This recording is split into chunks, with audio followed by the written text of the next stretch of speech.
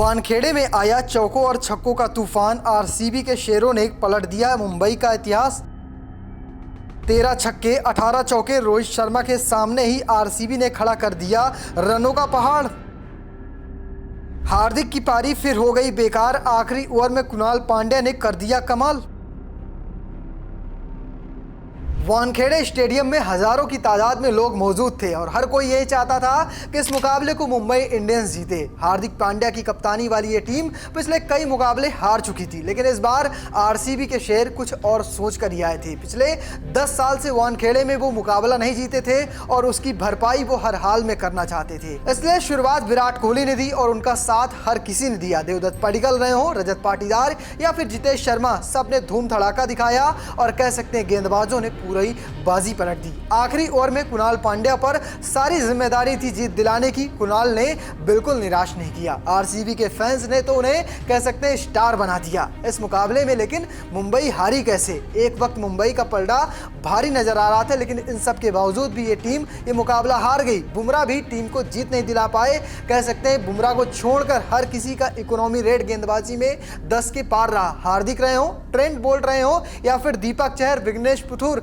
कोई भी टीम के काम नहीं आया। विल जैक्स भी एक और गेंदबाजी करने आए, उनकी भी जमकर पिटाई हुई और उसके बाद फिर से रोहित शर्मा का बल्ला फ्लॉप रहा। एक बड़ा स्कोर बनाना था लेकिन रोहित शर्मा टिक कर खेल नहीं सके और मुंबई को एक और करारी शिकस्त का सामना करना पड़ा। तो चलिए आपको इस वीडियो में दिखाता हूं किस तरह से मुंबई को आरसीबी ने मात दी है। टॉस हारकर पहले बल्लेबाजी करने उतरी आरसीबी की शुरुआत अच्छी नहीं हुई। ट्रेंट बोल्ट ने पहले ही ओवर में फिल सॉल्ट को बोल्ड किया। इसके बाद विराट कोहली और देवदत्त पडिक्कल ने मोर्चा संभाला। दोनों के बीच 52 गेंदों पर 51 रनों की विशाल साझेदारी हुई। पडिक्कल 2 चौके और 3 छक्के की मदद से 37 रन बनाने में कामयाब हुए। इसके बाद किंग कोहली को रजत पाटीदार का साथ मिला। दोनों ने 48 रनों की पार्टनरशिप की, लेकिन तभी 15वें ओवर में किंग कोहली 67 रन बनाकर आउट हो गए। कप्तान पाटीदार का बल्ला जमकर गरजा। उन्होंने 5 चौके और 4 छक्कों की सहायता से 64 रन बनाए। लियाम लिविंगस्टन खाता भी नहीं खोल पाए। Jitesh Sharma 40, Tim David 1 run बनाकर नाबाद रहे। कुछ इस तरह से आरसीबी की टीम ने 5 विकेट खोकर 221 रन बनाए। अब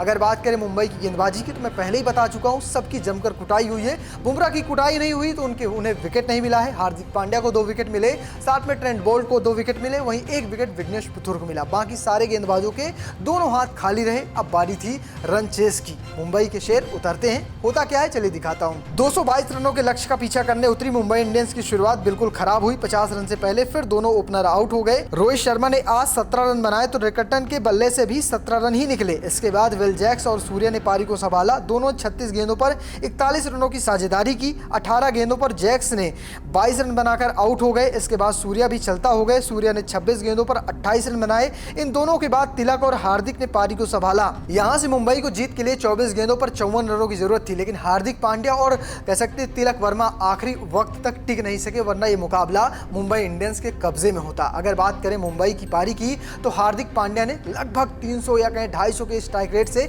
45 रन बनाए, वहीं 56 रन बनाकर तिलक वर्मा भी आउट हुए। आखिरी ओवर में सेंटर छक्का लगाने के प्रयास में आउट हो गए। दीपक चहर आउट हो गए। नमन धीर को काफी गेंदें नहीं मिली और वो भी चलता हो गया। इस मुकाबले में कह सकते मुंबई को 12 रनों से हार का सामना करना पड़ा।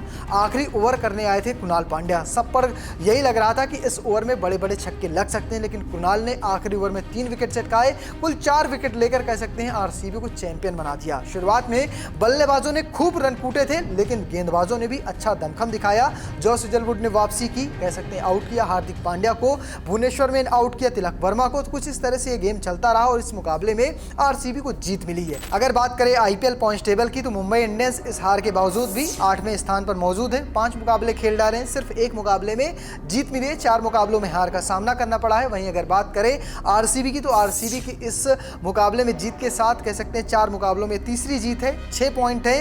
रन रेट थोड़ा सा कम होने की वजह से वो तीसरे पायदान पर मौजूद है। उनसे आगे दिल्ली की टीम है और गुजरात की टीम है। तो कुछ इस तरह से ये मुकाबला खत्म हुआ है। अब बात करें इन दोनों टीमों के अगले मुकाबलों की, तो कह सकते हैं आरसीबी का अगला मुकाबला दिल्ली से है। वहीं अगर बात करें मुंबई का, तो मुंबई का भी अगला मुकाबला दिल्ली से 7 दिन बाद यानी 13 अप्रैल को अब मुंबई इंडियंस अगला मुकाबला खेलेगी। बीच में 7 दिनों का गैप है। उम्मीद करेंगे कि मुंबई इंडियंस इस गैप का फायदा उठाएगी और थोड़ा सा विचार विमर्श करेगी। लेकिन आज के हार के कसूरवारों की बात करें तो पहले तो गेंदबाजी रही।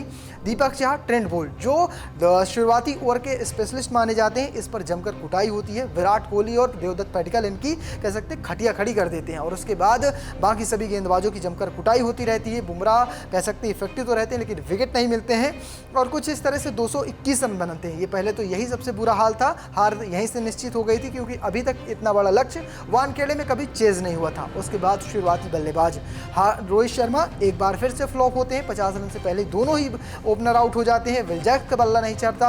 सूर्या बीच में बहुत स्लो होते हैं, 2 से 3 कैच छूटते हैं। इन सब के बावजूद भी पारी को एक्सेलरेट नहीं कर पाते हैं और कह सकते हैं जब दोनों के बीच लंबी पार्टनरशिप हुई तो वो कह सकते हैं बहुत सारा गेंदें डॉट हुई थी। इस वजह से मुंबई इंडियंस पर आखिरी में दबाव बना, लेकिन हार्दिक पांड्या, तिलक वर्मा ने जरूर पारी को संभाला। आखिर में नमन देर मैच को फिनिश नहीं कर पाए। फिलहाल आप किसे मानते हैं हार का कसूरवार? कमेंट बॉक्स में लिखिएगा और पेज को फॉलो करना, चैनल को सब्सक्राइब करना बिल्कुल मत भूलिएगा। धन्यवाद।